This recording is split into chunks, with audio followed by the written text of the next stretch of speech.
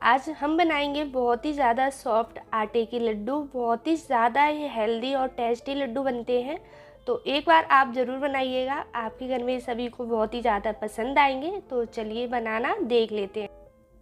तो लड्डू बनाने के लिए हमने यहाँ पे कढ़ाई ली है और इसको गर्म होने के बाद में यहाँ पे हमने थोड़े से डाल लिए खरबूजे के बीज। तो इसमें हम काजू या बादाम नहीं डालेंगे।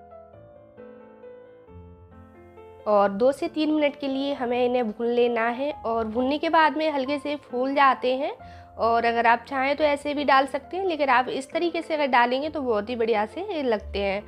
बस इसी तरीके से हमने उसी कढ़ाई में घी ले लिया है और इसमें हम सूजी डाल लेंगे। तो यहाँ पे मैंने जो सूजी ली है मोटी वाली सूजी है। तो जैसे कि हमने गेहूं के आटे से बनाएंगे तो सूजी डालना बहुत ही ज़्यादा ज़रूरी है इसमें।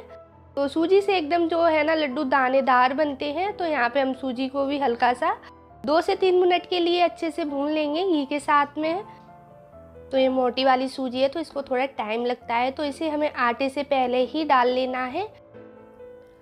तो सूजी को हमें 2 से 3 मिनट के करीब भून लिया है और आप देख ही सकते हैं।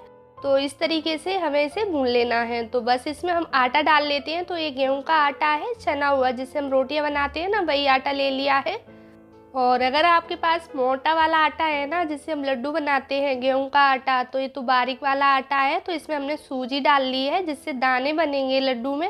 और अगर आपके पास मोटा वाला आटा है ना पिसा हुआ, तो आप वो भी डाल सकते हैं। तो यहाँ पे हमने 1 कप भर के आटे का और डाल लिया है। तो यहाँ पे मैंने 2 कप लिया है गेहूं के आटे का, और यहाँ पे 1 कप लिया था घी का लिया है भर के। तो उसी में से हम डालते रहेंगे, जैसे कि मैंने इसमें से पहले भी डाल लिया है। और इसी में से हम थोड़ा सा घी और डाल लेंगे भूनते टाइम पे। तो ये बहुत ही अच्छे से भुन जाएगा आटा और सूजी। तो नाप हमें एक ही बर्तन से रखना है, कप या कटोरी आप जो भी लेना चाहें ना ले सकते हैं। तो मैंने इस कप से ही नाप किया हुआ है।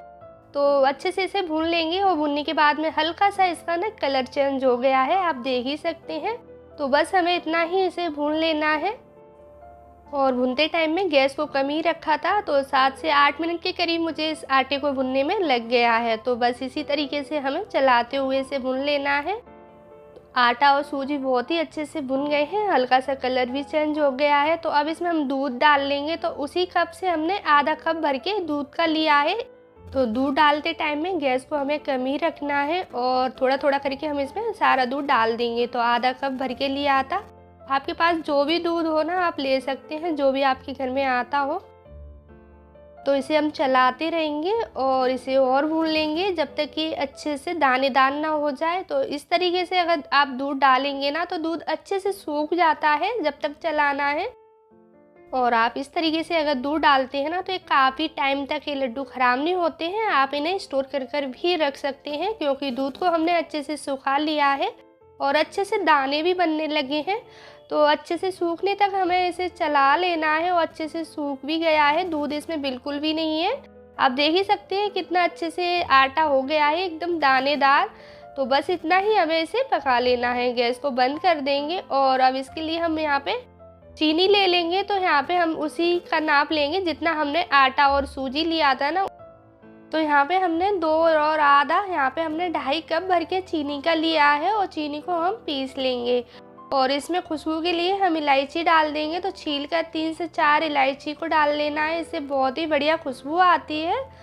अगर आप चाहें तो चीनी की जगह पे मिश्री या बूरा भी ले सकते हैं, बहुत ही बढ़िया टेस्ट आता है। तो जहाँ पे हमने जो पीस कर रखा हुआ था ना वो आटा और सूजी अच्छे से ठंडा हो गया है। तो बस इसमें हमें यहाँ पे खरबूजे के बीज डाल देंगे, जो कि हमने भून कर रखे हुए थे। और आप चाहें तो इसमें किशमिश भी डाल सकते हैं, लेकिन मैंने यहाँ पे किशमिश नहीं डाली है। अगर आप चाहें तो डाल लेना। और यहाँ पे हमने चीनी को पाउडर बनाकर रखा हुआ था, उसको भी डाल लेंगे और अच्छे से मिला लेंगे। तो चीनी का जो नाप है ना हमने आटे और सूजी के बराबर ही रखा है। अगर आप मीठा खाना कम पसंद करते हैं तो आप कम भी ले सकते हैं। तो मैंने कुछ इस तरीके से लिया है, एकदम परफेक्ट ही था, ज़्यादा मीठा नहीं था। तो बस इस तरीके से हमें आटे को बांध कर देख लेना है। अगर अच्छे से बंध रहा है तो लड्डू बन जाएंगे, अगर नहीं बन रहा तो आप इसमें घी और भी डाल सकते हैं। तो कप में बचा हुआ घी था उसको भी हमने इसमें डाल लिया है और अच्छे से मिला लिया है। तो इसी तरीके से हमें अच्छे से मिलाते रहेंगे और इसमें हमने जो बचा हुआ घी है ना वो भी डाल लिया है। मिक्स करने के बाद में हम इसके लड्डू बना लेंगे तो ये अच्छे से बन जाएंगे। अगर नहीं बन रहे हैं तो आप इसमें घी और भी डाल सकते हैं। तो लड्डू आप छोटे या बड़े अपने हिसाब से बना सकते हैं। तो मैं यहाँ पे इस तरीके से इसके छोटे छोटे लड्डू बनाकर तैयार कर लेंगे और एकदम आसान है लड्डू बनाना। तो आप एक बार इस तरीके से बनाएंगे ना, आपके लड्डू भी एकदम बढ़िया से ही बनेंगे।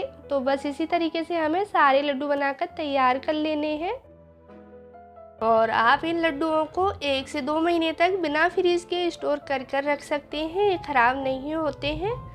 ये बहुत ही टेस्टी और दानेदार, बहुत ही ज़्यादा ये सॉफ्ट बने थे। मैं आपको ना तोड़कर भी दिखा देती हूँ, बहुत ही ज़्यादा सॉफ्ट है। तोड़ने से ही आपको पता लग रहा होगा कि कितने ज़्यादा ये सॉफ्ट बने हैं।